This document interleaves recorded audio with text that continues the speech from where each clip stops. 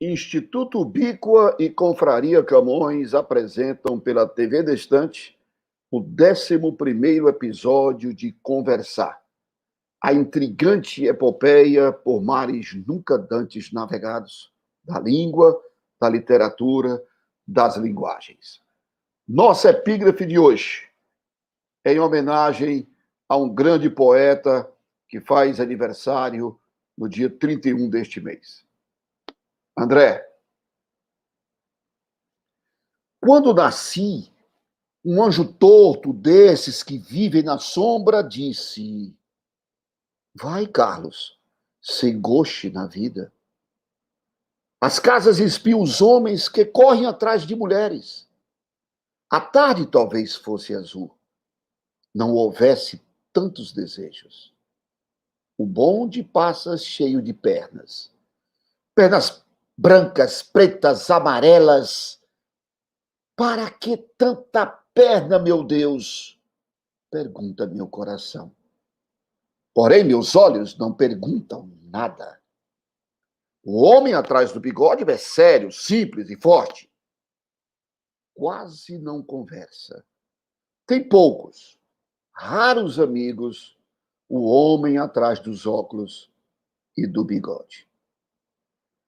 Meu Deus, por que me abandonaste se sabias que eu não era Deus? Se sabias que eu era fraco? Mundo, mundo, vasto mundo. Se eu me chamasse Raimundo, seria uma rima, não uma solução. Mundo, mundo, vasto mundo. Mais vasto é meu coração. Eu não devia te dizer, mas essa lua, mas esse conhaque botam a gente comovido como o diabo. Poema de Sete Faces, de Carlos Drummond de Andrade, poeta nascido em Itabira, Minas Gerais, no dia 31 de outubro de 1902. Exatamente há 118 anos. Evoé, poeta. Boa noite. Vamos então, bom dia, boa tarde, boa madrugada. O episódio de hoje traz o mote poesia na música ou música poética. Nosso protagonista de hoje veio de Oeiras, como Algerreiro de Carvalho, Alvina Gabeiro, Clodoaldo Freitas, poeta Fred Maia, já foi entrevistado por nós aqui no Conversar. Debandou-se para os lados de Juazeiro, bebendo nas fontes musicais da Bahia, onde aos 14 anos mergulhou na música. Daí, enveredou-se na aventura de cantar na noite. Já pariu 3 CDs autorais e mais 2 outras obras nessa linha. Calmaria, em 2004, do seu lado, em 2008, e Rota de Reis, em 2010. E dois CDs como intérprete, pelos bares da vida, com música de Beto Guedes, Toquinho, Rita Lee, Belchior, Flávio Venturini, Moraes Moreira, Zequete, Milton Nascimento e por aí desce.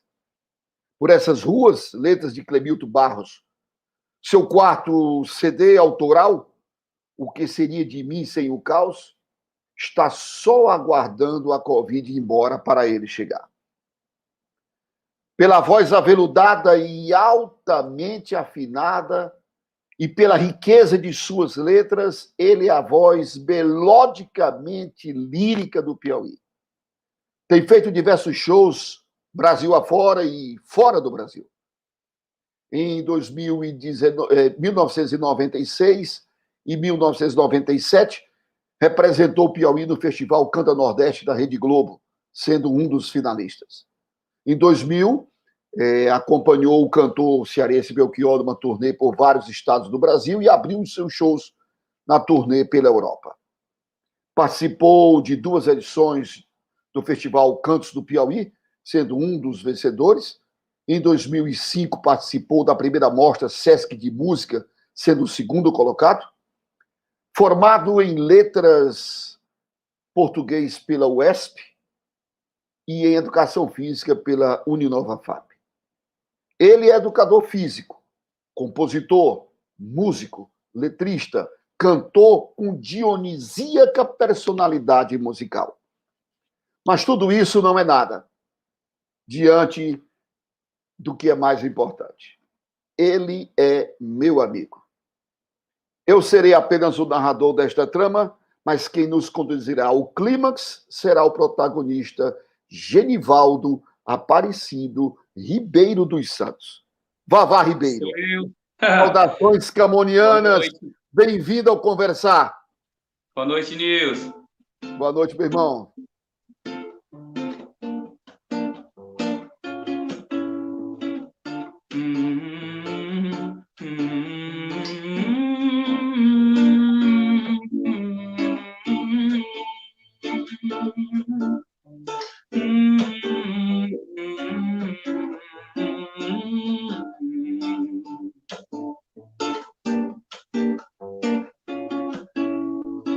No cabeçalho estava escrito Genivaldo Aparecido Ribeiro dos Santos, um cidadão latino-americano, filho de operário, pai de todos os enganos. No calendário era novembro 20 de 75, salvo meu engano.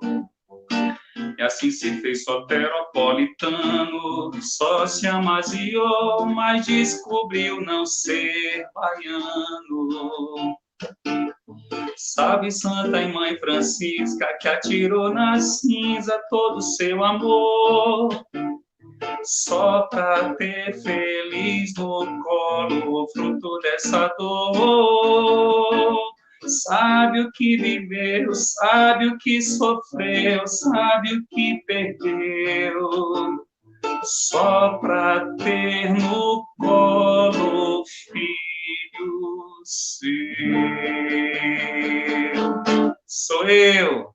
Moço, nem precisava eu ter falado nada. Era só pedir para você cantar e estava feito. Meu irmão, bem-vindo, que prazer enorme ter você conosco. Prazer enorme nesta noite contar com a tua figura, a tua voz, a tua presença, que é maravilhosa, que é de uma leveza de poucos. Tá? Muito obrigado, quero desejar boa noite a todos os convidados, as pessoas que eu convidei através do WhatsApp, os meus amigos, aos seus amigos, a todas aquelas pessoas que esperam toda semana esse programa, né, essa live. Quero dizer que eu fiquei muito feliz de você ter me convidado, porque você, para mim, é uma sumidade nas letras, na literatura, na redação, em tudo. Nilson, para mim, você é referência. E eu sei que a importância que tem para mim de ser lembrado com um mestre como você. Eu fico realmente lisonjeado, me sinto privilegiado de estar aqui nessa cena junto contigo. Tá? Realmente não tem palavra para dizer. Muito obrigado. Maravilha, meu irmão. Diga a você que a recíproca é verdadeira. A admiração que eu tenho por você enquanto um artista, enquanto um compositor, enquanto um músico que tem a personalidade musical que você tem, é bom ser seu amigo. É muito bom ser seu amigo. E eu quero... Olha, esse vira e mexe... Oi, desculpa. Não, fala. Você que fala. Eu só acompanho. Eu me lembro de quando a gente se encontrava por aí. Eu me sentia muito estrela quando você estava presente nos palcos onde eu cantava. E depois você me dava uma atenção que realmente maravilhosa, da gente ter o prazer de poder estar ao lado de alguém que a gente admira tanto. Eu lembro dos idos de, sei lá, talvez 15 anos atrás, em que a gente tinha mais aproximação, talvez você tivesse mais tempo para usufruir um pouco da noite, e eu me lembro que algumas vezes a gente saiu e se divertiu, e foi muito bacana. Eu nunca vou esquecer daquelas noitadas que a gente tinha, Nilson. Sim, claro. A música e a noite, ela tem um imã, ela atrai os poetas, atrai os músicos, né? A noite foi feita para a gente saborear toda essa magia que existe na noite. Por isso eu quero te perguntar, Vavá, por que a música? Eu sempre fugi da música, Nilson. Você me pergunta, você fala que eu sou formado em letras português, você fala que eu sou educação física, e eu passei a vida inteira com um pensamento mesquinho de uma pessoa comum, o medo de viver da música, medo de não dar certo, medo de não conseguir manter uma família, de não ter filhos por conta realmente do lado financeiro, que é uma coisa que pesa muito.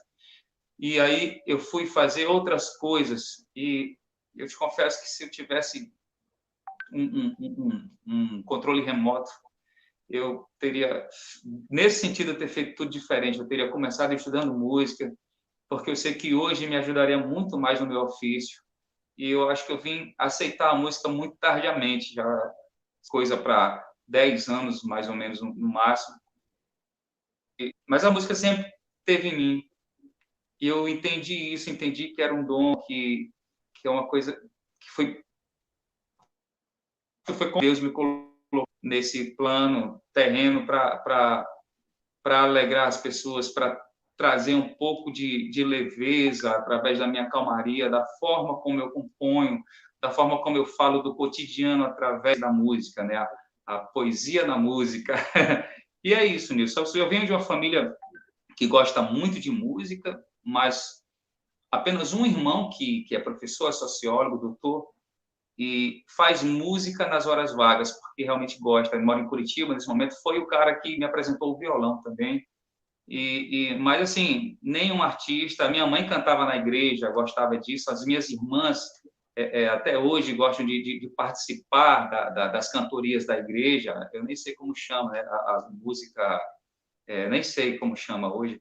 Mas, enfim... E eu, desde menino, todo instrumento que eu pegava, eu conseguia tirar som nele, assim, de uma forma muito espontânea, muito fácil. E meus irmãos mais velhos foram vendo isso e começaram a me incentivar. Eu, com 8, 9 anos, eu tenho um irmão mais velho que morava fora. Toda vez que ele vinha, ele trazia um brinquedinho musical. E ele via a facilidade como eu tinha. Me trouxe uma gaita, me trouxe um pianinho de brinquedo. E ele via a facilidade com que eu desenvolvia, né, as melodias de músicas conhecidas na época.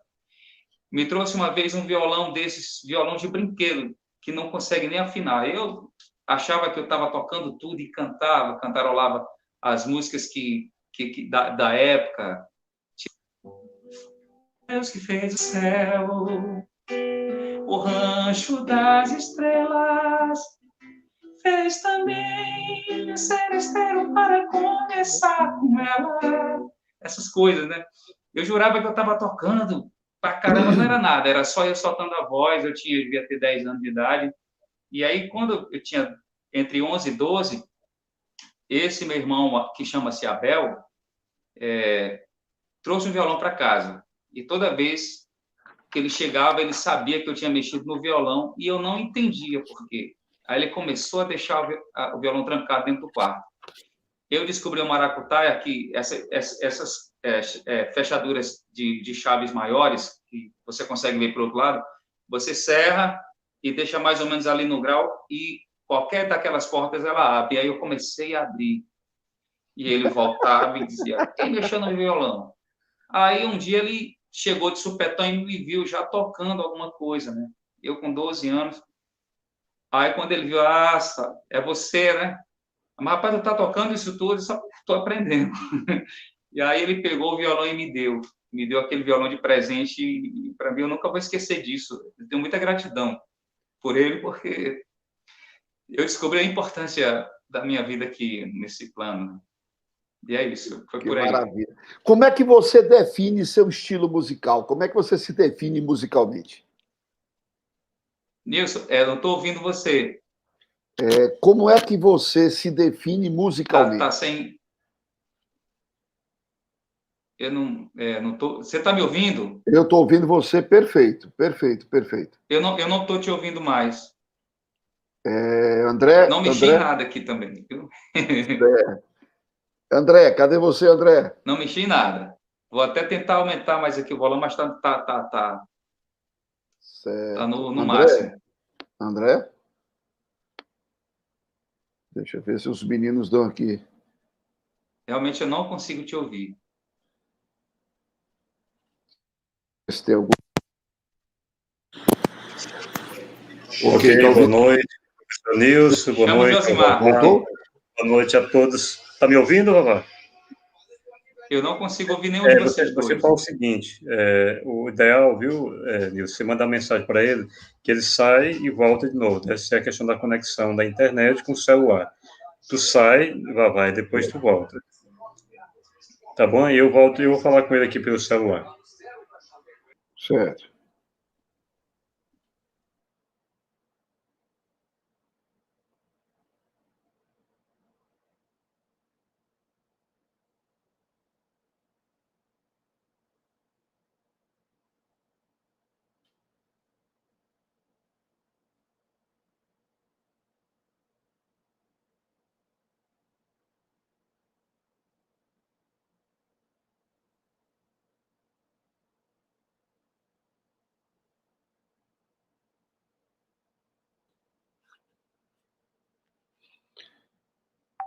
Então, enquanto o Vavá corrige aí a questão técnica, aproveitar aqui para falar um pouquinho mais de Drummond, né?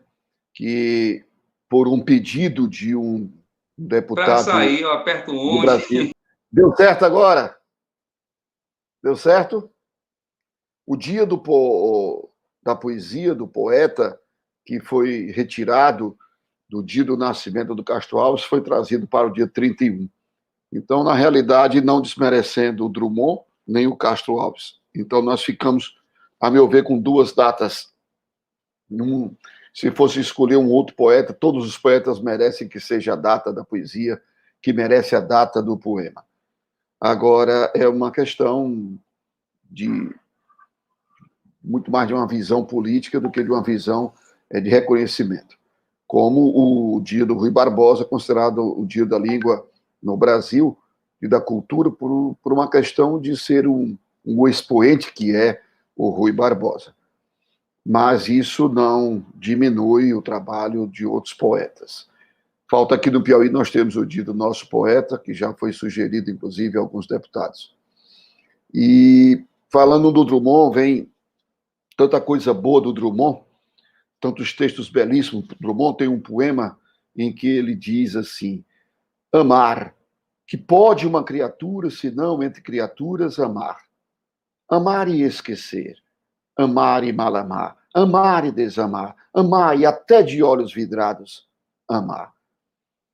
Então, esse sentimento do Drummond, que muitos colocam que Drummond não teve esse apego, essa ligação ao lirismo dos apaixonados, como Vinícius de Moraes e outros poetas.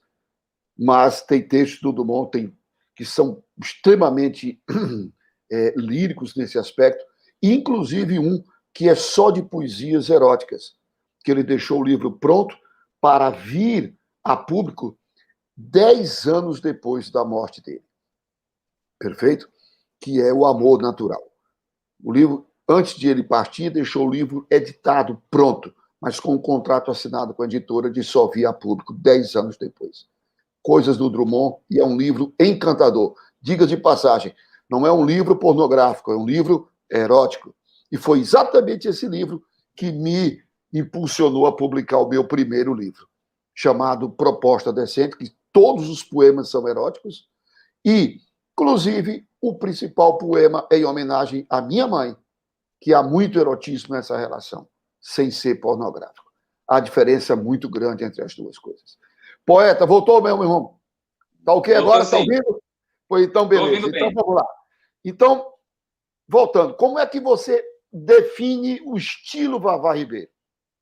Como é que você se define musicalmente? A gente passou por muitas nomenclaturas no decorrer dos anos, né? A gente chamava a música que a gente fazia de MPB, e aí veio a invasão de música ruim, e pessoas dizem, mas tudo é MPB, é música popular brasileira. Aí disseram que era uma nova MPB. Aí eu me achei incluso nesse meio. E depois eu fui descobrindo, Nilson, que a gente fazia uma música marginal, né, como a década de 60. A gente lembra, eu não lembro agora o nome do grupo do qual o Jardim Macalé fazia parte, não sei se eram os Malditos e tal. E eu percebi que eu fazia uma música totalmente diferente daquilo que, assim, eu sempre gostei dessa irreverência de estar na contramão do sucesso, né?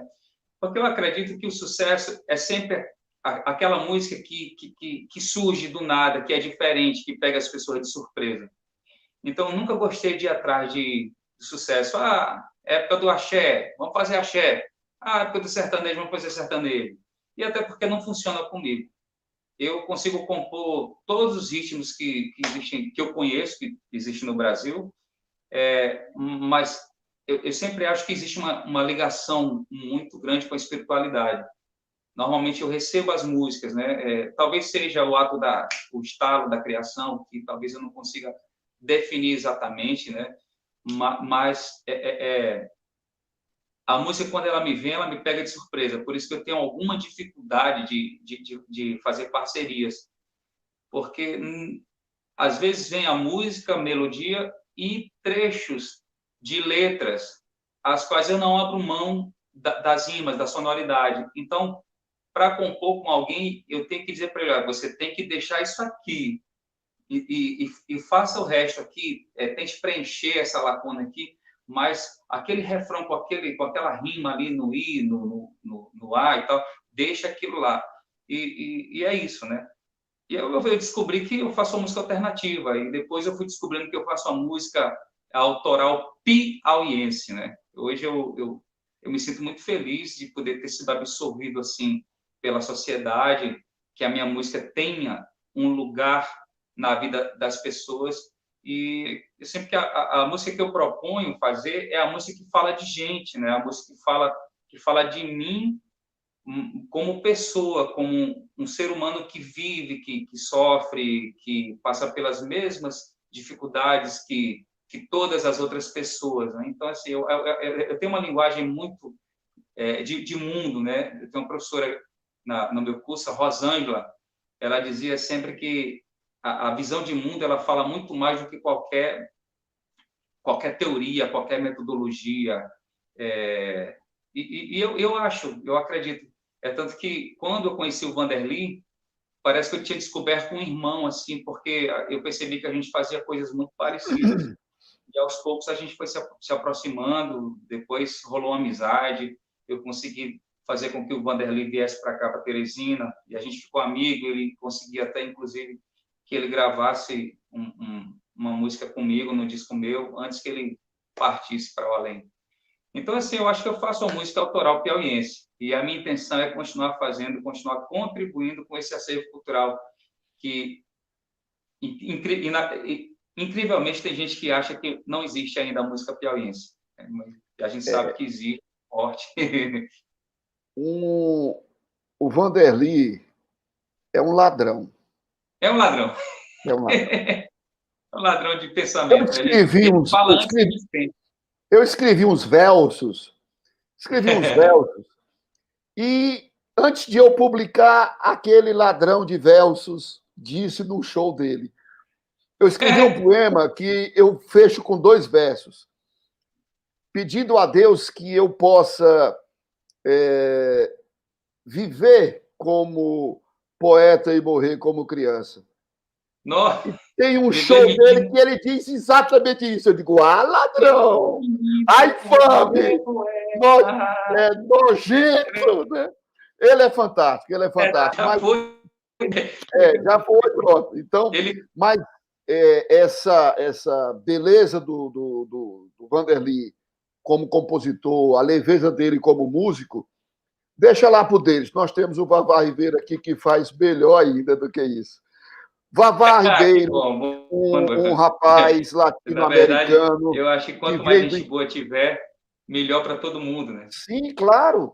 Não anula uma coisa, não anula outra. Olha, Nilson, de novo. De novo faltou o som. Pois nós estamos danados. Vou fazer a mesma coisa, viu? Eu estou te ouvindo Vou perfeitamente sair e bem. vou entrar novamente. Eu não Beleza, sei esse o que negócio não está vai dar acontecendo, certo. mas, enfim. Mas eu estou te ouvindo bem, tá ok. Né? Vamos ver aí se a gente corrige esse problema técnico novamente. Ok? Aproveitando o retorno do Vavá, eu vou antecipar algo que seria para nossa conclusão de hoje. O mês de novembro é um mês especial para nós, para mim principalmente. O mês de novembro marca com o seu dia 20 o Dia da Consciência Negra, que nos remete à morte de Zumbi dos Palmares. E por conta disso, nós resolvemos fazer o mês de novembro com uma jornada de africanidade, com esse projeto Sou Negro. Então, serão 4 palestras, todas elas focadas na questão da africanidade. Então, nós temos 4 convidados especialíssimos para discutirmos sobre africanidade.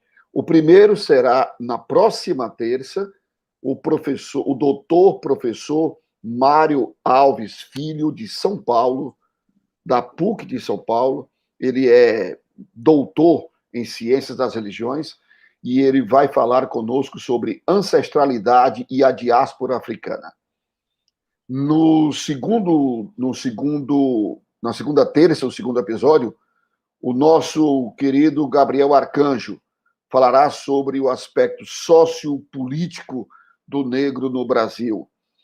E no terceiro episódio, o meu amigo Domício Proença Filho, do Rio de Janeiro, falará sobre a inclusão do negro no contexto social de hoje, principalmente cultural.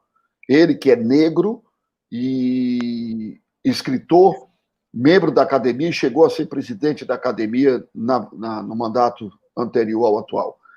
E fecharemos com a amiga Assunção Souza, da UESP, que falará sobre escritoras, autoras negras de literatura, né? Autoras negras. Então, serão 4 encontros belíssimos, fantásticos sobre a africanidade. Vamos reforçar esse nosso vínculo, que todos nós temos um pezinho na África. Aliás, temos os 2 pés, eu tenho os 2. Né? Será o nosso tema. Vamos voltar, enquanto isso, ao nosso amigo. Deu certo, amigo? Tá ok agora? Tá dando certo. Tá, beleza. Mas engraçado, eu te ouço super bem. O teu som chega aqui normal, tá tudo bem. Mesmo quando você disse que tá sem som, e aqui tá ótimo. Na verdade, corta simplesmente. É como se alguém ou algo cortasse o microfone. O meu, mas eu nem mexo. Tá aqui, tá normalzinho. Pois beleza. Pois vamos aproveitar. Se cortar, a gente sai e volta de novo até o final. É só sair e voltar de novo. Tá, beleza. Meu irmão, o que eu estava te falando, você é um rapaz latino-americano, vindo do interior, sem dinheiro no banco, negro. Ainda hoje. Negro, vivendo de música. Quanto lhe tem custado ser, e com um estilo todo teu, um estilo extremamente, como eu disse no começo, uma personalidade musical ímpar, e quanto lhe tem custado ser Vavá Ribeiro? É muito complexo responder, porque a gente tem um certo prazer de ser aquilo que a gente propõe. Quando a gente vê refletido nas pessoas, na sociedade, a importância que tem o trabalho da gente. Né? Eu sou uma pessoa feliz. Eu tenho lá as minhas tristezas, né? Na verdade, eu acho que todo artista sonha em ser reconhecido de uma forma mais abrangente, mas eu confesso que se a gente pensar que já estava difícil você ser reconhecido no seu próprio terreiro, né, na sua própria tribo, a gente sabe disso, né? Tem aquela máxima de que santo de casa não obra milagre, e eu acho que eu sou o cara que conseguiu desconstruir essa ideia, né? Porque eu tenho consciência da importância que a minha obra tem hoje para o Piauí. E tenho também a consciência de que não é fácil porque a mídia toda é comprada, né? A gente sabe que os artistas estão na televisão porque estão pagando caro. E aqui a gente trabalha realmente para sobreviver. E é muito difícil você trabalhar para se sustentar, para sustentar a sua família, e ainda assim ter que produzir, fazer produções caríssimas, que a gente sabe que é muito caro para você gravar. O que seria de mim sem o caos, que é esse, né? Que é o nome do meu próximo CD, que você ainda vai falar. Ele me custou por volta de R$60 mil. E a gente sabe que a gente não tem como ganhar isso, né? Então a gente vai para as iniciativas públicas e sabe que também é muito complicado. Aí a gente puxa para a privada, tenta inventar um projeto aqui em que as pessoas possam comprar um CD antecipado. E a gente vai tentando fazer o que realmente dá para a gente poder oferecer isso para a sociedade, né? E é um trabalho que ele só é da gente enquanto a gente está produzindo ele. E depois que a gente solta para o mundo, a gente espera mesmo que as pessoas absorvam, né? E a gente sabe que é um trabalho, é um serviço público que a gente presta para a sociedade, de alguma forma, né? Mas eu, Nilson, com algumas ressalvas, eu sou um ser humano feliz, eu tenho 2 filhas lindas, a Noa e a Zaya, uma de 14 e outra de 11 anos. Eu tenho muitos amigos, eu tenho um leque de pessoas iguais a você que reconhecem a importância do meu trabalho e são pessoas que têm respaldo para falar, né? Então, dentro do possível, eu tento manter meus pés no chão, eu tento entender que está valendo a pena, porque se você parar para pensar, você para, né? Então, eu tenho certeza que tem muita gente que não quer isso e eu também não quero, né? Eu quero continuar produzindo. Eu tenho muito, muito para mostrar, estou compondo direto enfim, eu também não quero ser um artista que tenha um reconhecimento póstumo, né? Eu abomino essa palavra porque realmente o lugar do artista é exatamente se mostrando e tendo um mínimo de espaço para poder mostrar aquilo que ele produz, né? Então, assim, eu poderia dizer que se eu estivesse vendo ou vislumbrando a questão financeira, né, que nunca foi o meu caso, eu acredito que eu fiz sucesso, né? Dentro daquilo que eu me propunha a fazer, eu fiz sucesso. A minha música está aí, está na boca do povo. Eu tenho entre 10 e 15 mil audições nas plataformas digitais. Se você imaginar o quanto é difícil, né? Então, assim, eu acho que eu sou feliz pelo que eu consegui, né? Eu tenho respaldo na minha cidade, Oeiras, eu tenho respaldo em algumas outras cidades. Eu fiz boas amizades, boas parcerias, conheço muitos cantores nacionais que tiram o chapéu para o que eu faço também. Então, Nilson, se for para resumir, bem resumidamente, eu sou feliz com o que eu faço. Valeu a pena. A sua licenciatura em letras, isso limita o letrista? Você se permite usos informais ou o padrão da língua pesa para você? Não, porque depois que eu fiz o curso, ele me abriu de uma forma, linguisticamente falando, né, das permissividades. Eu acredito até que o curso me permitiu usar mais, né? Porque muito do que eu pude ver no curso de letras era mais uma desconstrução, era mais uma forma de desapegar-se das regras gramaticais, de coisas que ainda parece que ainda existe isso no Brasil, das pessoas estudarem intensamente regras e de repente não saberem utilizar isso, ou terem medo de ousar, né? Então, assim, ela me libertou nesse sentido. Ela não me prendeu. Claro, eu entendi com um cara chamado Otton Garcia e com outros mais que a liberdade é de se expressar, né? Que a gente não deve se tolir, né? Então, eu acho que a comunicação é mais importante e a beleza da música é a forma como você encontra de dizer coisas simples, né? A ousadia de você poder superar as pessoas, de não esperar o óbvio das músicas como são as músicas de hoje. Mas você me permita uma ressalva. Tudo bem.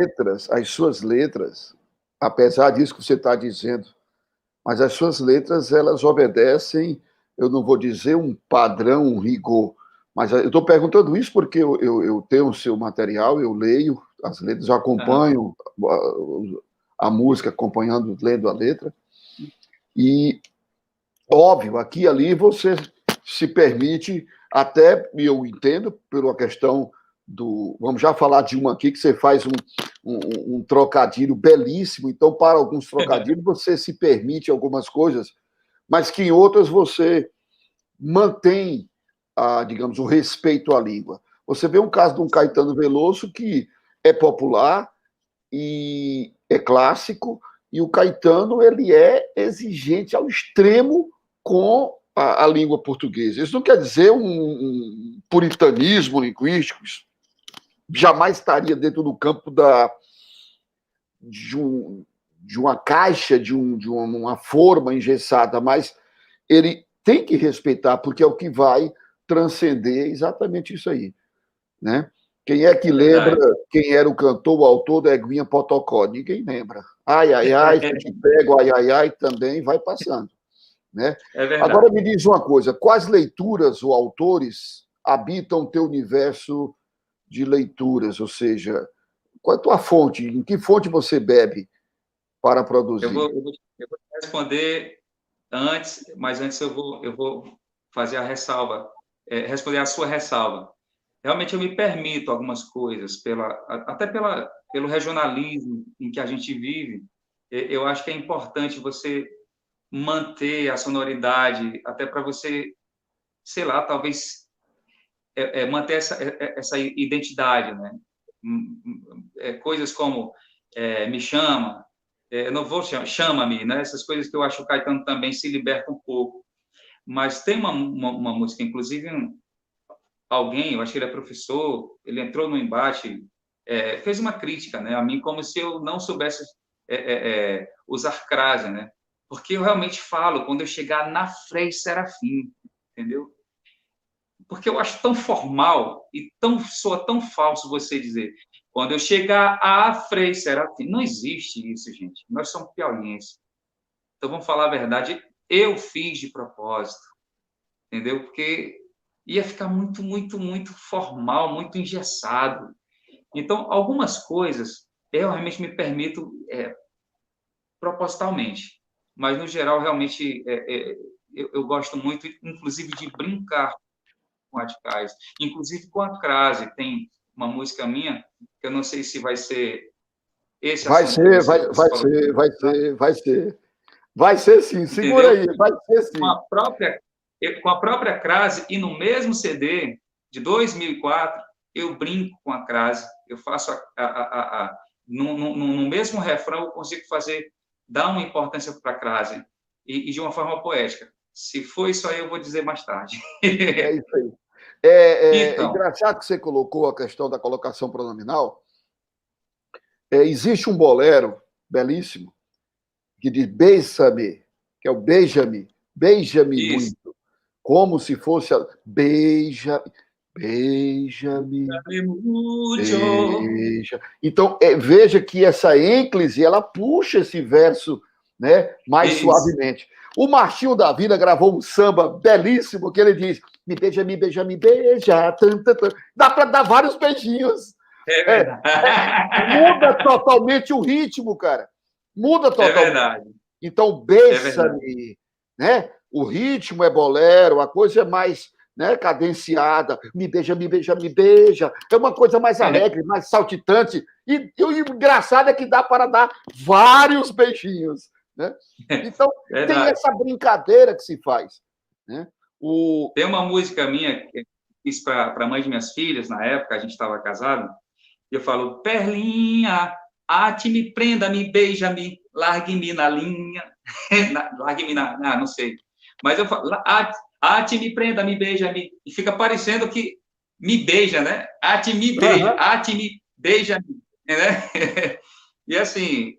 Pois é, aí realmente... você tem que pensar numa coisa muito mais ampla, porque você está trabalhando não só com a letra em si. Eu estou dando entrevista, estou numa live. Você está de cabeça para baixo agora.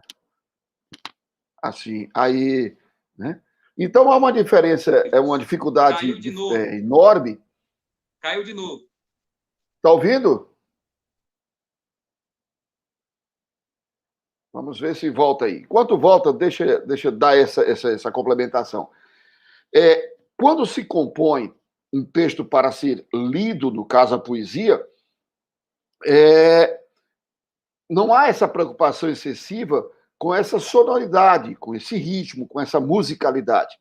Tanto é que os poemas, os textos contemporâneos, do modernismo de 22 para cá, eles foram perdendo essa preocupação, pelo menos, com a rima. Enquanto a música, não. A música, ela é construída em cima da sonoridade, da rima, do ritmo, para ter a sua melodia. Não é apenas pegar qualquer poema e poder cantar. Por isso há uma diferença enorme entre o poeta e o letrista. Dizer, por exemplo, que Caetano, Chico são poetas é um exagero. Não voltou. Está ouvindo? Não? Tenta de novo. Enquanto você tenta, eu vou tocando aqui o barco. Então, Caetano, Chico e outros não são poetas, eles são letristas. Você pode dizer até que há poesia nos seus textos. Sim, há poesia. Mas isso não significa que eles são poetas. A poesia quer dizer a beleza. E não você dizer que aí você tem um poeta. Daí a grande discussão entre o fato de o Chico ser premiado com uma das maiores honrarias, que é o Prêmio Camões. Voltou agora, meu irmão? Voltou. Beleza, vamos lá, sem problema, vamos lá. Então, veja só, você prefere pôr letra da música ou música da letra? Quanto à parceria, você diz que prefere só porque nós que parimos palavras, nós temos um apego muito grande às palavras que parimos. Uhum. Então, a gente botar para o outro vir mexer é um pouco tenso. Né? É verdade. Então, porque, inclusive, o processo de criação em si, ele é muito individual. É um momento muito seu, é muito solitário, como muitos dizem. Lógico, a parceria é quando você tem a sorte de encontrar alguém que casa com você em termos de... Aí ele tem que ter leituras e visões bem... A cosmovisão que você falou agora há pouco, a cosmovisão dele tem que ser... O universo linguístico dele tem que ser muito próximo ao seu, porque senão não casa, não encontra, né? Verdade, então, verdade. Isso você já falou que prefere, eu também a mesma linha minha. Agora, quanto à questão da composição, você prefere pôr letra da música ou música na letra? É porque esse processo, comigo, sempre foi assim. Ele sempre aconteceu junto, né? Eu penso uma melodia, vou para o violão e eu escuto palavras. E aí vou construindo, vou tentando descobrir o que é que eu queria dizer a mim mesmo.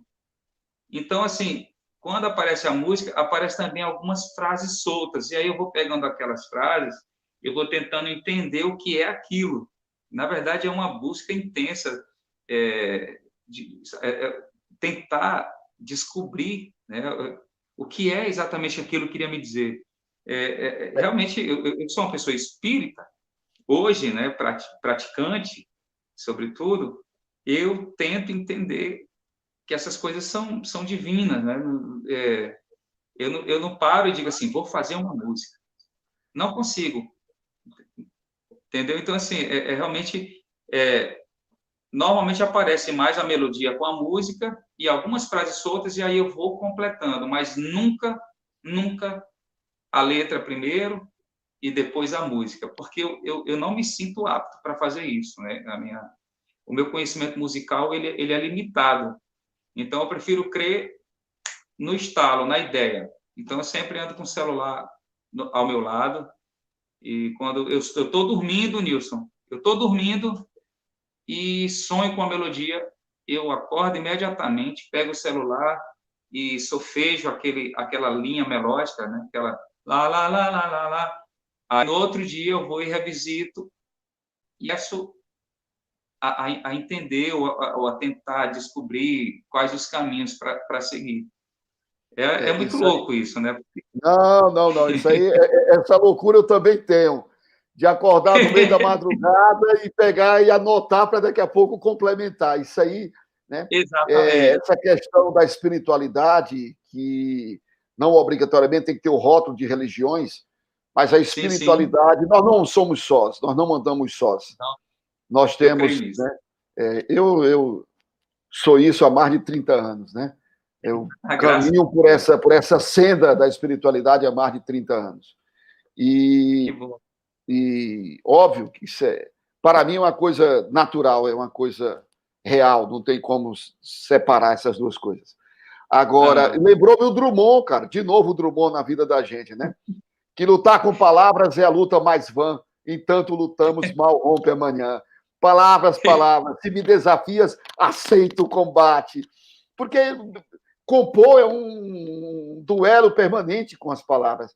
Encaixar uma verdade, palavra, achar uma palavra que se encaixe. Eu estava compondo é um verso verdade. uma vez e eu queria botar a palavra cactus. E a palavra sumiu da minha cabeça. Sumiu, sumiu.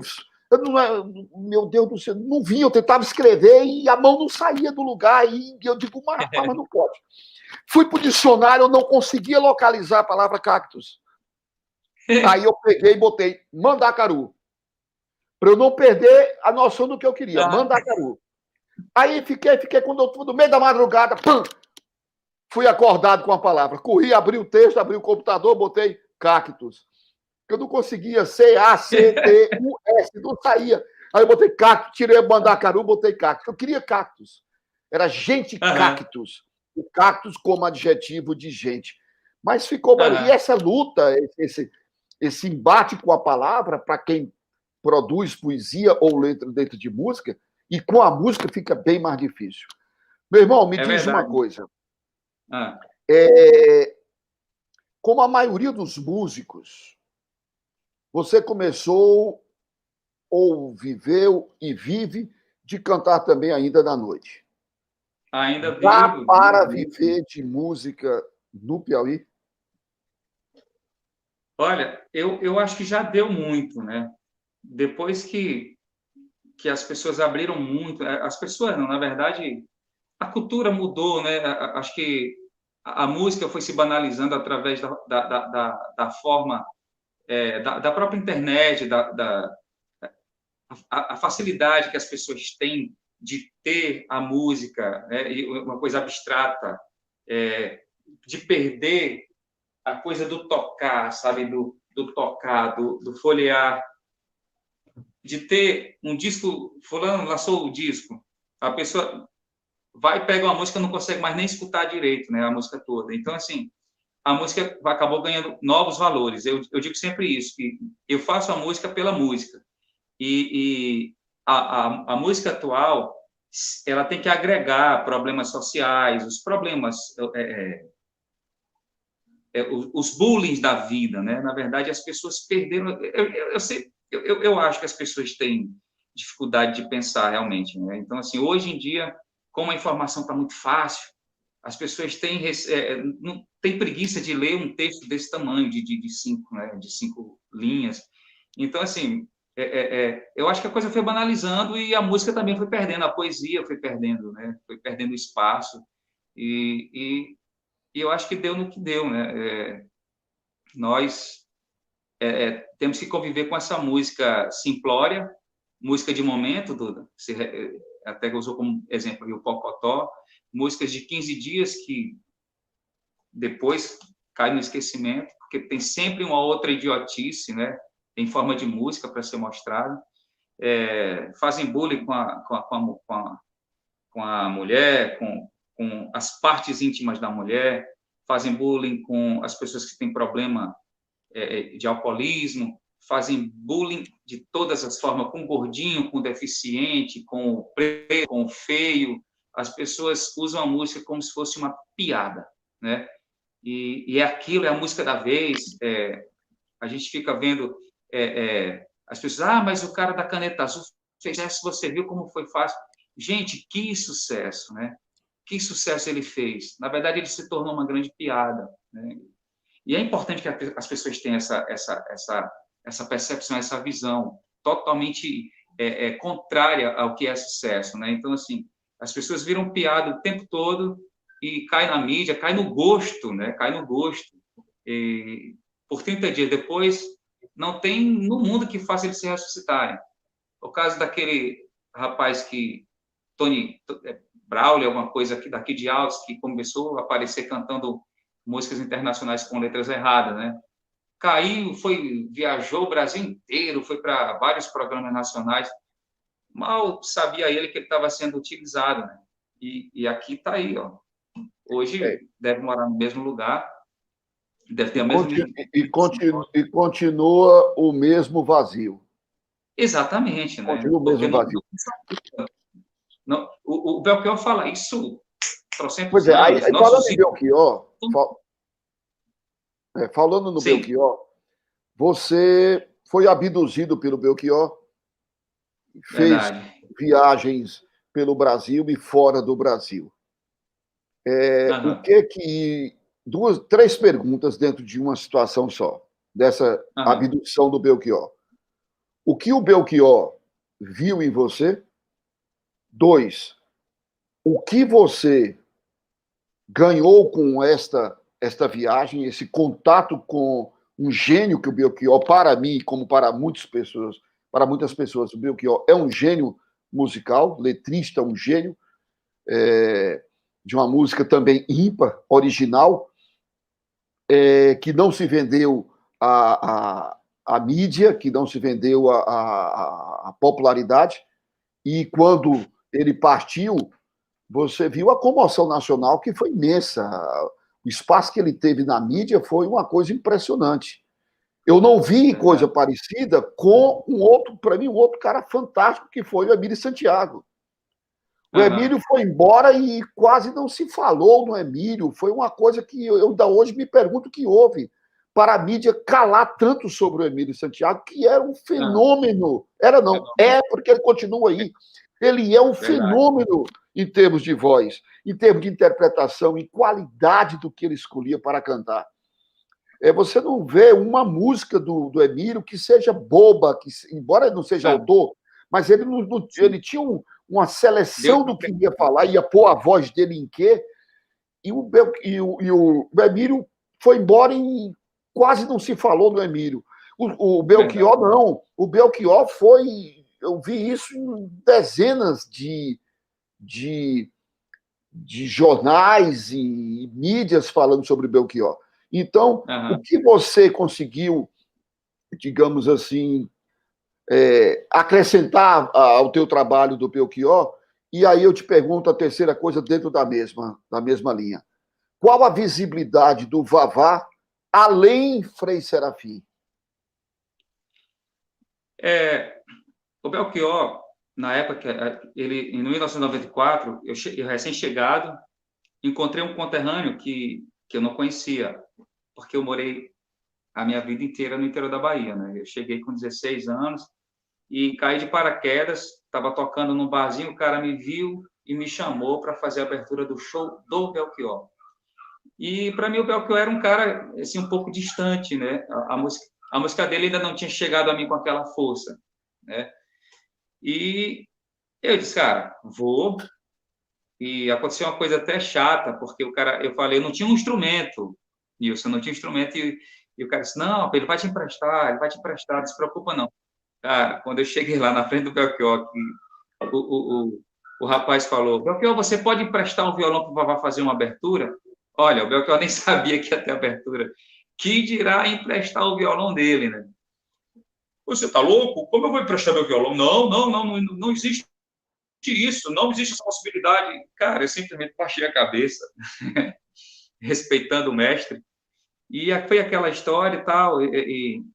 O guitarrista dele, o Sérgio Zurabis, que tocava com ele já há algum tempo, acho que ele olhou para mim assim e ficou, pô, bicho, você veio, não vai fazer a abertura do show. Aí disse, não, cara, é assim mesmo, tal. Se você... Ele tinha um violão meio guitarra, né, corpo de guitarra, braço de guitarra.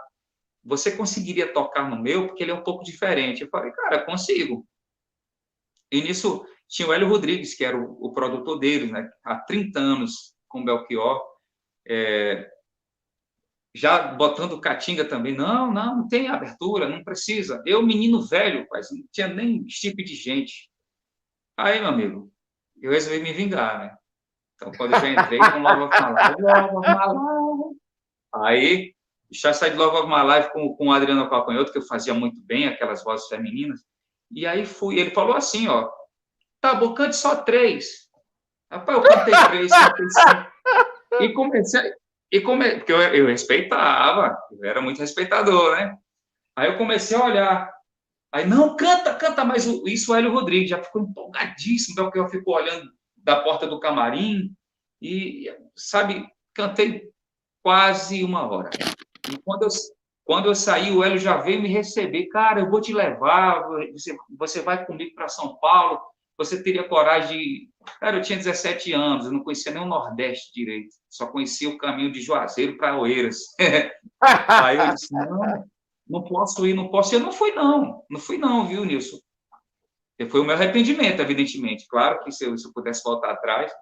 Aí eu falei para ele, olha, deixa eu me preparar, deixa eu saber amadurecer essa ideia e eu entro em contato. Cara, o Hélio escreveu o endereço dele, o telefone, num pedaço de papel, de papelão, de caixa de cerveja que estava lá jogado. Eu nunca esqueci disso, né? E eu guardei esse pedaço de papelão por um longo tempo. Então, foi numa época, em 1999, eu estava cantando num dia de Natal na casa de alguém aí, de uma família famosa da TV, acho que é a TV Clube, e um rapazinho chegou com a novidade do micro alguma coisa, micro CD, alguma coisa assim, e perguntou se podia gravar o show. Então, quando ele gravou, e do outro dia ele me entregou, me deu uma cópia. E isso ficou fantástico nisso. Parecia uma coisa ao vivo, uma coisa... Eu resolvi vender essas cópiazinhas, né, para fazer algum dinheiro. E lembrei do Hélio. Aí eu peguei o endereço e, Hélio, estou mandando isso aqui agora e tal, e se você tiver afim... Eu já com 25 anos, viu? E aí, resultado, em 10 dias o Hélio me liga, dizendo que eu ia para os Estados Unidos com o Belchior, porque quando eles tinham acabado de chegar, eu tinha acabado de... O Hélio pegou o material, estava viajando para os Estados Unidos com o Belchior. E lá mostrou esse CD para outros 3 brasileiros que estavam promovendo o show, moram lá e eram produtores de show. Eles ouviram e aí disseram, vamos trazer esse menino aqui. E foi assim, né? Vão pagar tudo para ele fazer show aqui, vão pagar cachê e tudo. E aí o Hélio disse, olha, já consegui um show para você nos Estados Unidos com o Belchior, porque não deu certo o show do Belchior, ele adoeceu por conta de uma tinta, ele acabou ficando afônico e remarcou o show. E aí, eu disse, mas enquanto isso, eu quero que você venha e você fique fazendo a abertura do show do Belchior em todo lugar que a gente for. E aí foram 3 meses. Eu não tinha noção ainda da importância do Belchior para mim. Eu fui tendo aos poucos, né? Inclusive, nós ficamos muito amigos, porque o Belchior gostava de extravasar um pouco depois do show, e normalmente a equipe ficava, acho que, cansada da estrada, e eu ávido, né, com vontade de... Você vai comigo, Vovó? Vamos sim. E eu sempre andava na cola do Belchior, né? E ele fazia muita piada, era um cara muito extrovertido, um cidadão muito inteligente, mas também um cearense nato, né? Então, assim, eu sempre conto que eu, molecote velho, né? Para dizer que eu não pegava ninguém, que eu não namorava com ninguém, todo dia no café da manhã, o Belchior dizia, e aí, Vovó, você já fez cabelo, bigode, barba e mão? Ele sempre fazia essa piada para mim. Mas foi um grande amigo, me disse coisas maravilhosas sobre como ser artista, como respeitar os seus fãs. Tem uma passagem... Nilson, eu falo muito, tá? Tá, vamos lá, eu estou ouvindo. Nós estamos aqui Tem para uma ouvir você. passagem que a gente estava no aeroporto, no aeroporto internacional de Guarulhos, para viajar, e eu percebia que Belchior não tinha tempo para nada, né? Todo instante o pessoal em cima dele, tira foto aqui, e ele sempre com aquele bigodão e aquele sorriso que a gente conhece bem. E teve um momento, antes de entrar no avião, que a gente pediu um lanche, assim, em pé mesmo, no balcão. E Belchior, na hora que ele ia morder, aí chega uma pessoa, uma senhora. Belchior, tá, vamos tirar uma foto. Aí ele, vamos sim. E eu percebi aquele movimento incansável dele, né? E aí eu cheguei e perguntei, disse, Belchior, como você aguenta nesse tanto de anos fazendo isso?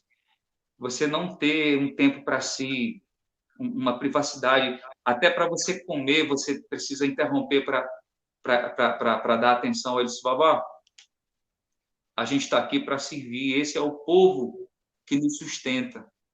E a gente tem que respeitar, tem que ter muita humildade para respeitar essas pessoas. Eu faço isso com muito prazer, com muito gosto. E aí eu pude ver a humildade do artista, né?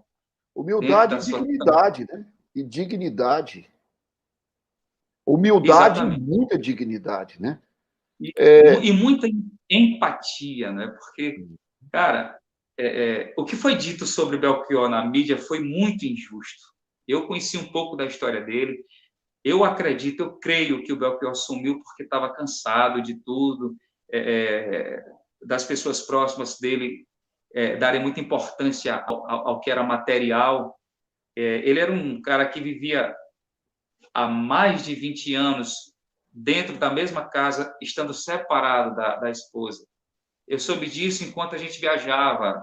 O Roberto, que era um dos produtores que viajava com a gente, falou, né, que ele morava dentro da casa, separado. Então, assim, parece que havia uma dificuldade de divisão de bens.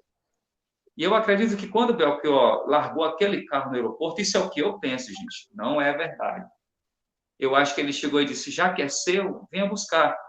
E aí já estava apaixonado por uma pessoa que mudou totalmente a cabeça dele e resolveu sumir. Eu acho que ele cansou da família, de muita coisa. E o Belchior sempre foi um cara muito honesto, honestíssimo em alto grau. Eu não acredito em um terço do que foi dito sobre Belchior ter dado calote em hotel e tudo mais. Eu acredito no mal entendido, no que foi... Ninguém encontrou Belchior para falar o que realmente tinha acontecido. Então, ficou a verdade de quem falou.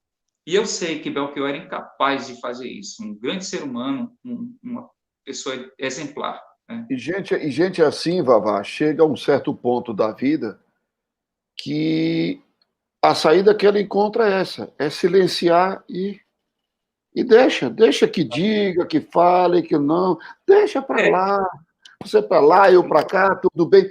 Quer dizer, eu vou mudar, eu vou ficar me debatendo para mudar o que você pensa de mim. O que você pensa de mim é seu, o que eu sou é meu, então pronto. Isso é um fato. Acho que a própria obra do Belchior já fala por si, né? Já diz, ele não precisa estar provando nada para ninguém, né? E assim, quanto ao que eu ganhei, eu acho que eu sou o piauiense que teve a oportunidade de viajar com o Belchior. Muitas pessoas lembram dessa história parece que elas ficam muito mais felizes do que eu. Né? Eu não sei se você já fez, não sei se já realizou isso, mas eu me lembro agora de uma coisa que o Algerrego de Carvalho disse para mim uma vez, quando eu dei uma palestra e ele estava presente. E eu me tremendo todo, porque o Alger, quando ele não gostava, ele rasgava na frente de todo mundo, às vezes ia para o jornal e arrebentava. E eu me tremendo todo, uma das primeiras palestras, e com ele ali do meu lado eu fiquei. E ele me disse uma coisa que eu tenho isso gravado em vídeo, que eu tinha a obrigação de botar no papel aquilo que eu tinha dito na palestra. Nossa. E aí você agora, eu não sei se você já fez, se não fez, está no tempo de fazer. Você tem a obrigação de botar no papel essa trajetória sua, essa viagem, essa excursão com ele, essa intimidade, essa descoberta, esse aprendizado com ele. Você tem a obrigação, inclusive na memória dele, para ser justo e retribuir com gratidão a memória dele que tentaram macular. Você tem a obrigação, você conviveu e você ainda como você disse, um menino no sentido de musical, e você teve essa experiência e passou esse tempo todo com ele, você tem obrigação de botar isso no papel, contar dessa experiência, essa vivência que você teve com ele, que isso é importante. Dá um belo livro, né? Eu quero participar desse livro. Eu quero revisar esse livro. Muito bem. Aí eu que vou ficar tremendo, né? Quando eu era mais jovem, eu ouvia um ditado de que um homem, antes de morrer, precisa plantar uma árvore, ter um filho e escrever um livro. E eu confesso que esse livro ele está amadurecendo, né? Mas você já tem uma obra que substitui o livro, cara. Você tem uma obra musical, você tem letras que você já pariu aí, já vai para o 4º CD. Você já cantou, não foi só um livro, você já publicou 4. O livro aí já vai ser só o luxo. Agora, tem um teu. A minha primeira live, depois dessa pandemia, aquele susto, aquele medo de passar necessidade. E aí eu fui fazer uma live, as histórias que eu cantei, né? E eu acho que é mais ou menos esse o nome do livro que eu gostaria de escrever, que vai contar um pouco da minha história e, sobretudo, essa passagem com Belchior e com o Vanderlei também, que eu acho muito importante. Não, foram 3 pessoas... Aí já é outro livro. É outro livro? Já são 2. Já é o outro, tem um terceiro. Quem é o terceiro aí? Bom, acho que vai aparecer, né? Mas é isso, eu acho que o nome desse CD, o que seria De Mim Sem o Caos, já é como diria a minha amiga Rosângela, dá muito pano para manga, né? Eu acho que é uma frase atualíssima, né? O momento engraçado, tudo coincidiu, a pandemia veio para me tolir o direito de dizer uma coisa que falar sobre algo que as pessoas veem como um mal, né? E eu acho que se for um mal, ele é um mal necessário. O caos é quem te move, é quem te movimenta, é quem te faz repensar a vida, é quem te faz te autodescobrir, né? O comodismo é muito mais esqueci a palavra, de fazer mal. Esqueci agora. Eu tenho isso, de vez em quando eu esqueço a palavra. Mas eu acho que faz muito mais mal, muito mais maléfico. Olha só, a pandemia, ela obrigou obrigou não, porque não acabou, ela está obrigando que as pessoas saiam da sua zona de conforto e descubram outras potencialidades, que encontrem outros mecanismos e que comecem a refazer toda a sua produção intelectual, a sua produção profissional. Ela é um grande desafio. Ela pegou todo, não foi o Vavá, ou o Nilson, ou o Belchior, ela pegou todo mundo, botou dentro do mesmo saco, balançou e disse, agora vai lá, te vira, começa. E quem não estiver aprendendo com esse desafio que ela está impondo às pessoas, porque é uma ditadura, ela está impondo que nós saiamos dessa zona de conforto, ela está expulsando, nós estamos sofrendo aí uma expulsão dessa zona de conforto, nós estamos sofrendo aí um termo técnico do direito, nós estamos sendo jogados no meio da rua para nos redescobrirmos. Agora, no CD Calmaria, você tem uma música chamada Mas Eu Quero, que tem a participação da Soraya, que é uma amiga dos deuses, né? Então, você tem uma música em que você fala alguns versos do Camões, está no soneto 12 do Camões. Busque amor, novas artes, novo engenho, para matar-me e novas esquivanças.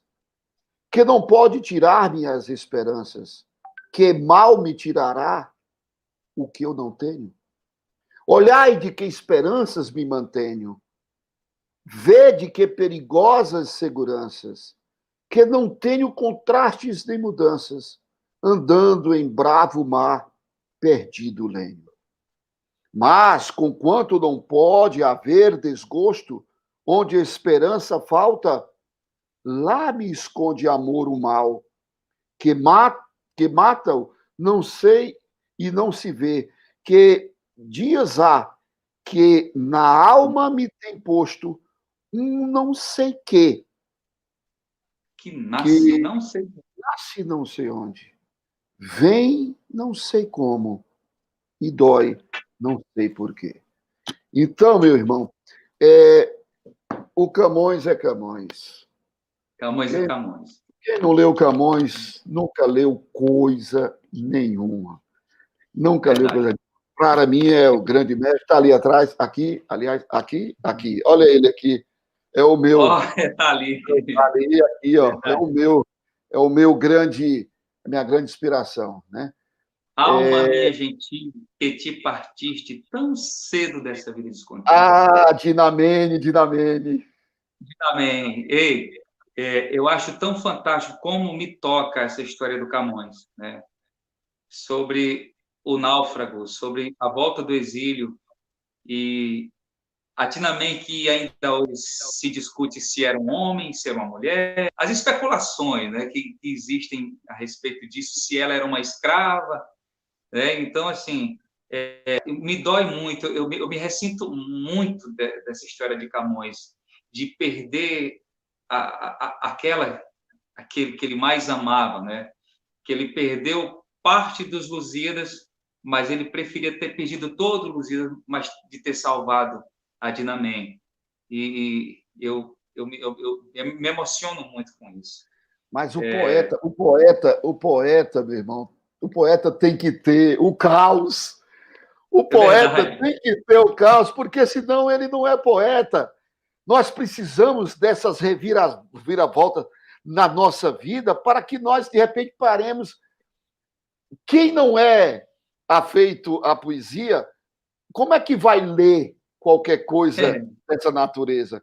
Tem que ter a Verdade. sensibilidade. O outro poeta que eu citei numa outra entrevista, o Olavo, ele diz: ora, só quem ama pode ter ouvidos capazes de ouvir e entender estrelas. Tem que Ora, ter. direis, Ora, direis ouvir estrelas. E está lá o Belchior, inclusive, cita isso em um dos textos dele, verdade. De das certo, músicas. perdeste. Bom, você diz lá, me leva de leve, de coração. Aí já é um trocadilho belíssimo, né? Me leve, de leve. É um verbo que virou um adjetivo que está numa locução de neve. Aí já virou outra coisa, o trocadilho leve, neve, a mudança aí de coração, que um beijo seu me trará as nuvens, né? E o céu na cabeça, que um beijo seu me trará as nuvens. Então, veja, tem um aluno meu chegou um dia numa aula e disse: professor, o senhor já viu essa música aqui do Vavacos e tal, pererê? Eu digo: vê, eu não vi, mas ouvi, eu já ouvi. Né? Qual é o problema da música? Não, porque aqui ele botou que está errado, aqui ele esqueceu aqui a crase, tem um erro de crase aqui. E eu já te perguntei isso.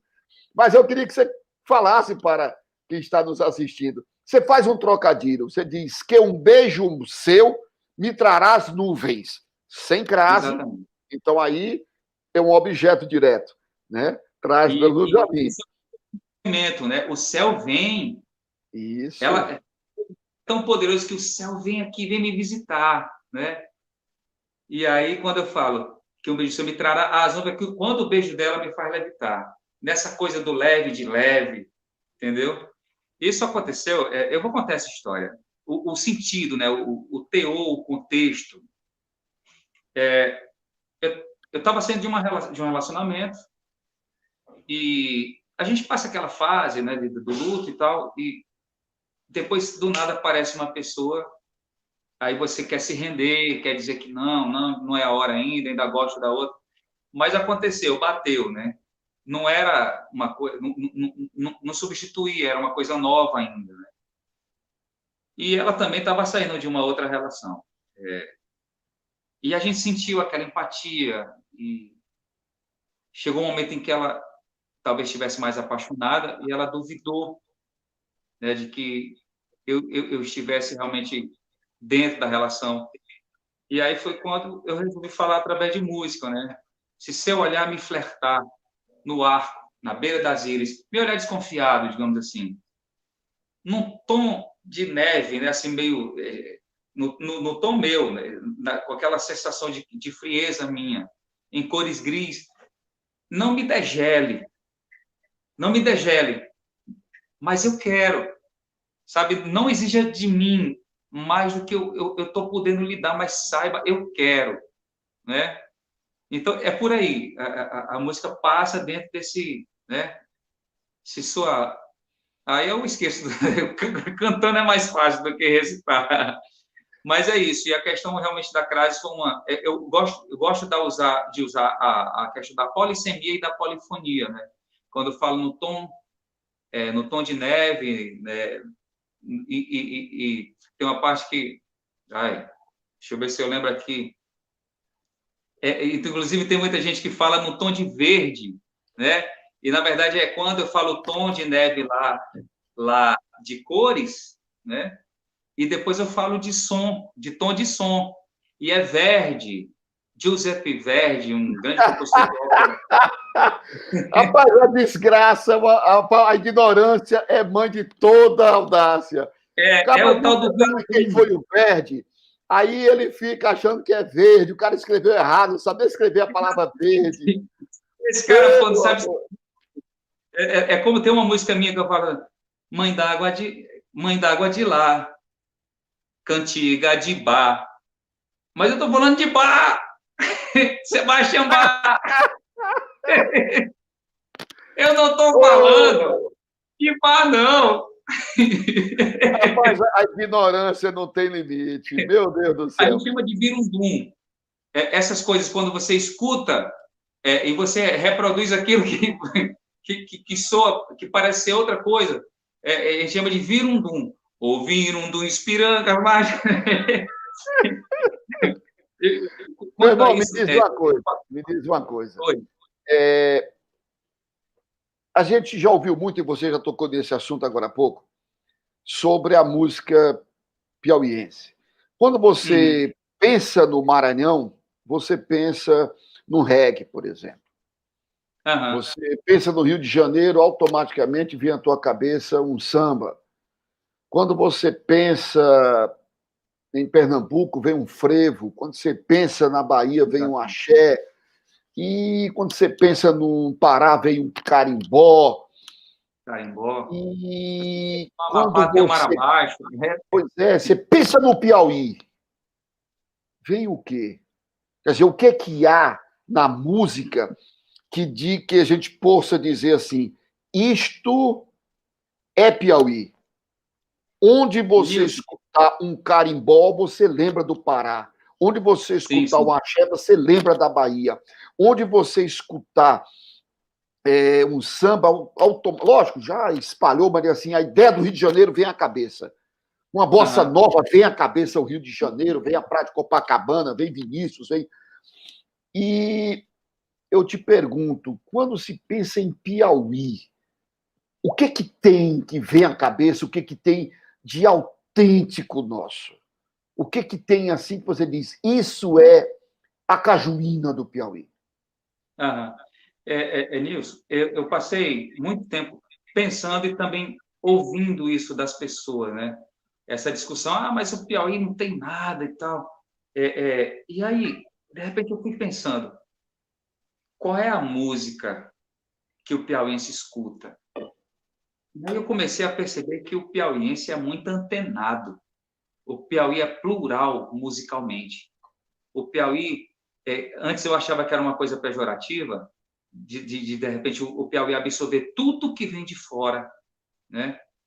E de repente, eu comecei a pensar, a gente faz um samba maravilhoso, a gente faz um axé maravilhoso, tem bandas maravilhosas aqui que fazem. Na época, me lembro da banda Onyx, que tinha uma levada, né? E só tinha fera ali, né? De Roraima, grandes músicos, a banda Onyx que era dos Armazéns Paraíba. Eu lembro que aqui nós temos muitas bandas de forrós maravilhosos, pagode, e eu comecei a perceber que o Piauí é muito plural, né? Então, assim, tentar usar isso a nosso favor. O Piauí faz um reggae maravilhoso. Nós temos bandas de pop que se misturam ao reggae, que faz uma mistura muito bacana, e nós temos os regueiros que são raízes também, né? Eu percebo um movimento forte de todas as pluralidades, de todas as vertentes musicais, aí eu poderia dizer africanas, né, digamos assim. E vejo também a possibilidade da gente trazer um boi para cá, né? A calmaria foi a intenção de trazer um boi, né? Talvez o arranjo tenha ficado mais estilizado, talvez até pelo receio de ser mal visto, de não ser bem interpretado, coisa que eu talvez hoje fizesse diferente. Mas a própria calmaria é um boi, né? Problema na corda aqui. Tira esse medo da cara, não diga nada. Larga esse gosto amargo. Então, assim, mas aí eu pensei, não vou fazer. Mas a intenção, eu tenho uma vontade de, até andei conversando com o Wagner Ribeiro, do Valor de Pi, que traz essa proposta que eu acho magnífica, da gente juntar um grupo e cada um se propor, eu vou fazer um boi, você vai fazer outro boi, e a gente fazer um disco, a gente gravar um disco de boi, com a linguagem do conhecimento que a gente tiver. Eu acho que a gente também não tem que ser muito xiita com isso, não. Até porque o novo sempre vem mesmo, né? Então, eu acho que a gente tem, sabe, tem um leque enorme para a gente explorar a nossa música piauiense. Eu acho que vai permanecer, eu acho que é o sotaque, eu acho que é a importância que a gente dá aos lugares. Eu gosto muito ultimamente eu tenho feito músicas assim, que possam trazer para dentro não, como é que eu poderia, a figura de linguagem de dar vida aos seres inanimados, não sei, não é onomatopeia. É a prosopopeia. Prosopopeia. Prosopopeia. Exatamente. Então, assim, de trazer, como eu trouxe a Frei Serafim, e eu trouxe no intuito das pessoas se localizarem geograficamente, né? Eu não quis fazer uma música dizendo meu Piauí, porque eu acho que o Piauí é de todo mundo, e eu tentei trazer uma ideia de que pudesse agregar piauienses e pessoas que gostam de piauienses e do Piauí. Então, assim, eu saí um pouco dessa coisa do meu, né, do possessivo, e deixei a música simplesmente ser para todo mundo, né? Essa expressão de o novo sempre vem está lá no Belchior. Exatamente. Está lá no Belchior. E você me fez lembrar, se não me falha a memória, é o primeiro disco do Naeno, outro que para mim é um gênio da nossa música, é um cara que eu tenho por ele assim um carinho, uma admiração enorme, certo? Tem dois, o Naeno primeiro, porque vem primeiro que você, depois você. Sim. O Naeno é um gênio, é fantástico. A minha filha, inclusive, se chama Lorena por causa da música Morena do Naeno. Que foi daquela época e eu peguei e botei o nome dela de Lorena em sonoridade com a música Morena do Naeno, que estava na época, era sucesso, tocava em tudo quanto era rádio. E o Naeno tem, eu não sei, olha Morena, e olha Lorena, se você quiser, é por aí, entendeu? Então isso faz parte dessa nossa descoberta musical. E o Naeno tem, eu não tenho certeza absoluta agora se no primeiro ou no segundo CD dele, em que ele faz um panorama de ritmos. Ele canta um reggae, ele canta um boi, ele canta uma música, quer dizer, ele tem um meio forrozinho, ele fez esse painel. O Naeno tem esse trabalho com ele, né? Eu tinha outra aqui, muitas outras perguntas para te fazer, mas o nosso tempo já está estouradíssimo, né? E eu tenho ainda, para poder fechar o nosso programa, nós estamos com o tempo mais do que estourado. Eu acho que a gente podia marcar uma outra, né? Tem que marcar. Vavá, parte 2. É Vavá e agora o vem, né? Porque tem muita coisa. Tem muita coisa. eu gosto muito de falar, e quando eu tenho a oportunidade de poder falar para um público seleto assim, é muito bacana, sabe? Porque a gente sente na liberdade de poder dizer as coisas mesmo, de sei lá, assim, sabe, se sentir em casa, né? Agora eu vou ter um papo cabeça. E tem a intenção nossa aqui é essa. A respeito do Naeno, você vai puxando o assunto e vai trazendo o outro para mim. Sim. Eu fiz uma música a despeito dessa questão de não gostar de memórias póstumas. Eu fiz uma música chamada Shot para Naeno. É uma ficção em que eu falo como se fosse Naeno explicando para a digníssima dele por que chegou de manhã em casa. E aí eu venho trazendo todos esses, eu vou chamar de personagens, né? Porque o músico se torna realmente imortal, se torna um personagem de si, da sua própria obra. E todos eles estão vivos. Eu falo assim, eu estava com João Morena, estava olhando a procissão da sanfona.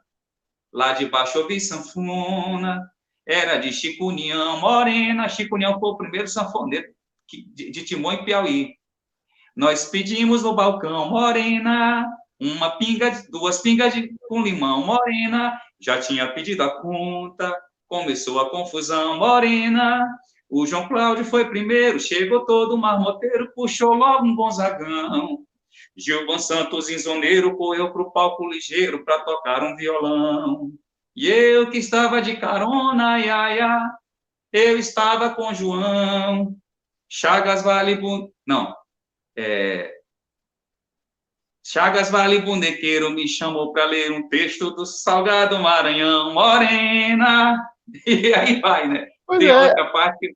É impossível nós, enquanto escritor, enquanto leitor, enquanto professor, eu não ter esse acervo de leituras aqui, ó, não ter esse meu acervo. Uhum. E você, enquanto músico, todo o acervo de beber nessas fontes todas, né? Não só dos grandes compositores e músicos, digamos assim, nacionais, internacionais, mas você beber nos nossos, certo? Sim, nos nossos. Sim. E Naeno, a meu ver, é um dos nossos. Eu tive o prazer de conviver na época do começo dos anos 80 com um grupo chamado Grupo Candeia, que era o maestro Aurélio Melo, o Zé Rodrigues, o Netinho da Flauta, que foi meu amigo, vivemos um tempão enorme, tive o prazer que você teve com o Belchior, eu tive com o Netinho em Parnaíba, ele morava em Luiz Correia, vivia lá em casa, foi uma descoberta maravilhosa esse convívio com o Netinho. E também o meu amigo Nonato Monte, que era o baterista. Eles estavam começando, e eu fiz um show, fiz um evento no Colégio Diocesano chamado Semana Cultural. Eu fiz três edições, aí depois eu saí do Diocesano, não sei como é que ficou isso lá, virou o calendário da escola, e a banda, o Grupo Candeia, o grupo, fez a nossa festa de encerramento, fez exatamente um fechamento. Eles estavam começando, mas eu tinha o primeiro CD, eu tenho ainda os LPs dele guardado comigo aqui. Então nós temos que beber nesse povo. Sim, temos que beber na fonte desse povo. Depois vem Naeno, depois vieram tantos outros. Veio um tal do Vavá Ribeiro que eu vi falar, o diabo do neguinho é o cão chupando manga. Meu irmão, nós passamos do nosso tempo há muito tempo, nós já estamos mais do que estourados, e eu tenho que fazer o nosso epílogo. A gente tem que marcar um outro dia, cara. Com esse violão arrumado, com esse som arrumado, e a gente vai ter. Tem mais que umas 15 perguntas para fazer para ti, eu tive que pular. Acho que pode guardar. Falhou que o som, falhou aqui uma porção de coisas. Tem uma pergunta fantástica que uma pessoa querida demais, teu conterrâneo, mandou para você, de Portugal, a pergunta, mas deu problema no áudio e, infelizmente, eu vou ficar te devendo. Eu vou mandar para o teu celular para ver se você consegue abrir, mas aqui nós não conseguimos. Eu vou pedir que ele refaça e nós vamos combinar um outro encontro para a gente terminar esse papo, que é longe de acabar. Será um grande prazer, Nilson. Será, porque vai ter que ter. Será. Tá bom? Agora, uma coisa, meu irmão. eu preciso fechar esse programa aqui com 3 perguntas, que é o nosso epílogo. Qual livro você está lendo? Era uma coisa que eu ia te dizer. Muita gente não acredita. Eu sou um péssimo leitor. Eu tenho um problema de ficar com sono, de embaçar. E assim, eu tento ler. Eu não sou de todo um zero à esquerda. Mas o livro que eu estou lendo já faz um tempinho. É o livro de Chico Xavier. Diz muito, voltei, né? Psicografado pelo Chico Xavier, né? Escrito pelo Espírito Irmão Jacó. É um livro que fala sobre coisas que eu gosto, né? Em que eu acredito também. Acredito na reencarnação, acredito que o inferno é aqui, que a gente tem que voltar. Se a gente não pagar nessa vida, a gente paga aqui de viver novo. de novo. Né? Aqui de então, novo. Aqui de novo. Eu estou lendo esse livro, mas eu sou um péssimo leitor. Nós reencarnacionistas, nós somos muito conscientes dessa caminhada aqui. Tem que pisar o chão devagarinho, porque a pancada é no lombo. É no lombo. E eu sei, tá doendo, mas dá. Meu irmão, qual disco seu você sugere para ser... Você tem 4. Qual livro você sugere para ser comprado? Olha, esse disco, eu sei que o tempo é curto, mas eu vou abri-lo. O que seria de mim sem um caos, ele está à venda na Toccata Discos. E se você também me solicitar, a gente dá um jeito de entregar.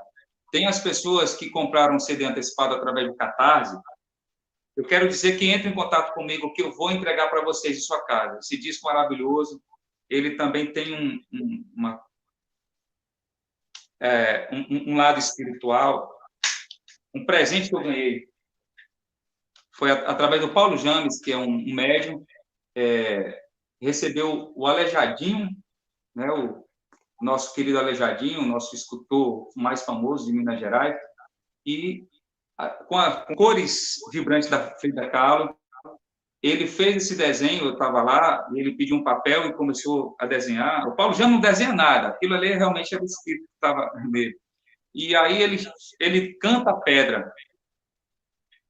A Frida está me dizendo aqui que você está envolvido num grande projeto de um trabalho musical.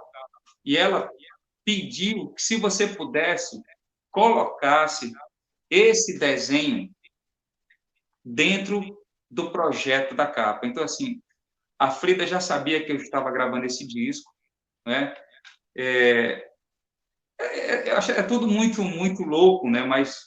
Mas eu acredito nisso, né? E é um disco que diz muito para mim, eu acho que vai dizer também para as pessoas. É uma reflexão, esse disco aqui, é uma reflexão sobre viver a dois e em sociedade, né?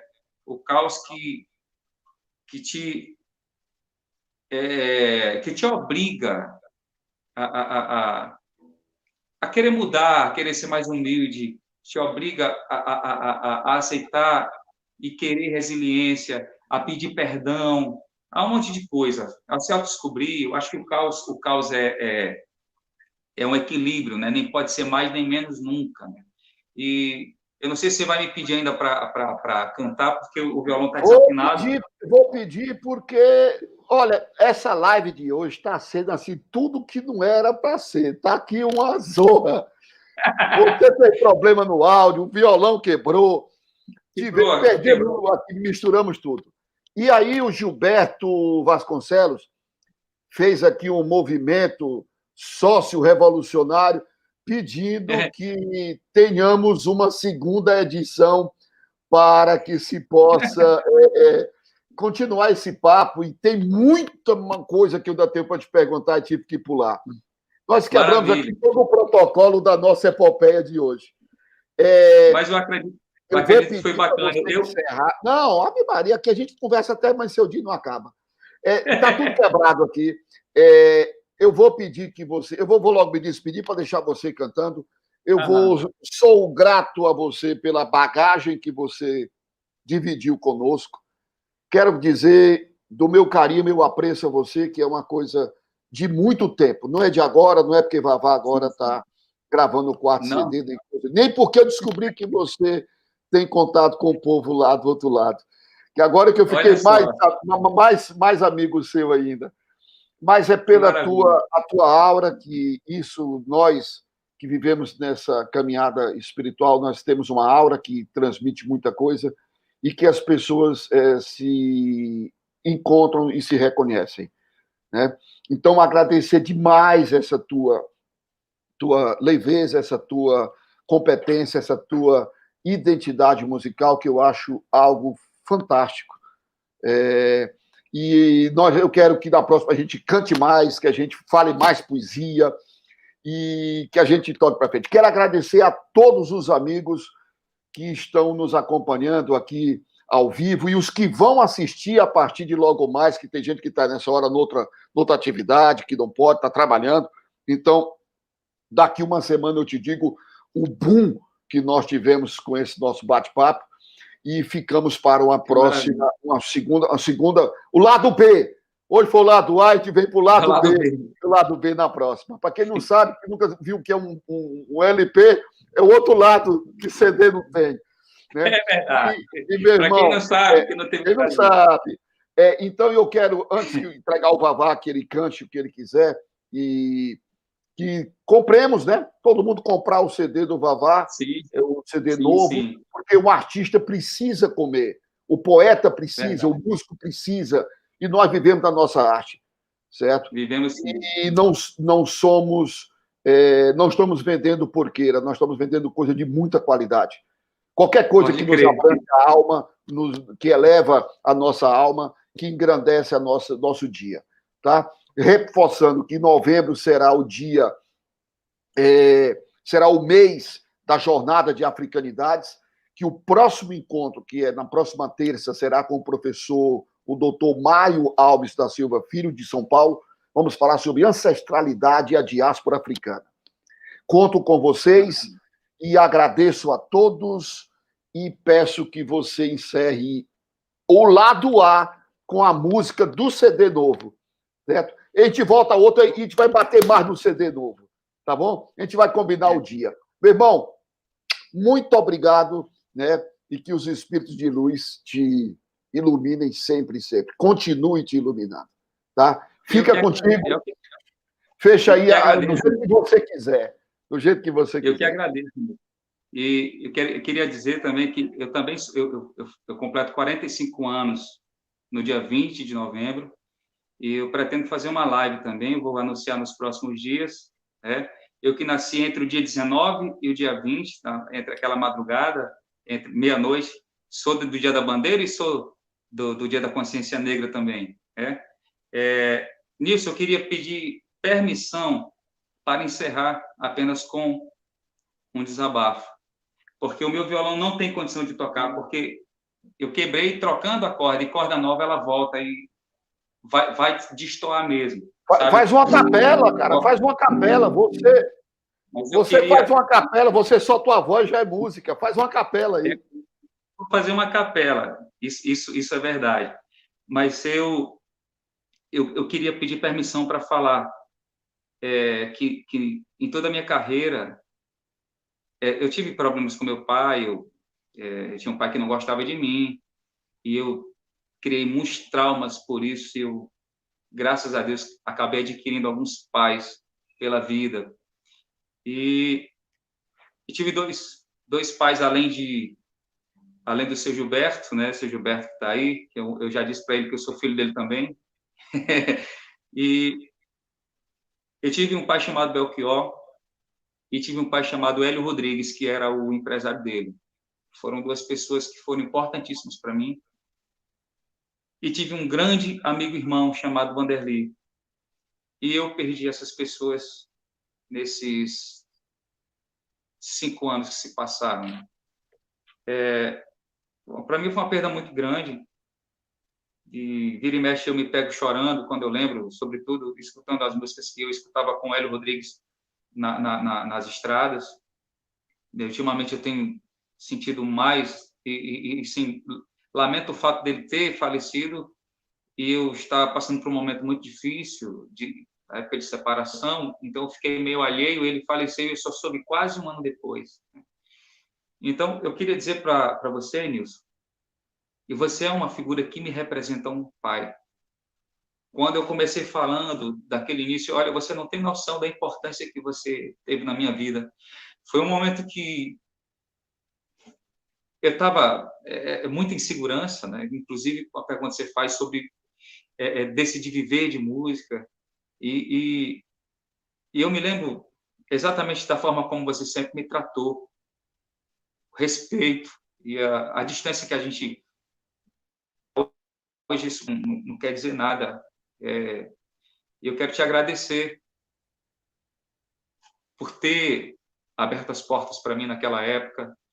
Era um momento muito difícil, que, enfim, até me perco, porque não dá para traduzir isso, né? Essas coisas. Eu morava no Esplanada, há 11 anos, eu perdi a metade da minha vida dentro dos ônibus para poder estudar e trabalhar à noite para poder pagar. E hoje sou formado em letras, português e educação física, ainda quero me formar em psicologia. Eu nunca desisti da educação. E aquela época era uma época muito difícil, né? Então, assim, conhecer você naquela época, ter momentos de prazer, de segurança. Você tem uma figura de pai para mim, né? E eu queria te dizer isso, não te dar uma responsabilidade de ganhar um filho no dia do seu aniversário.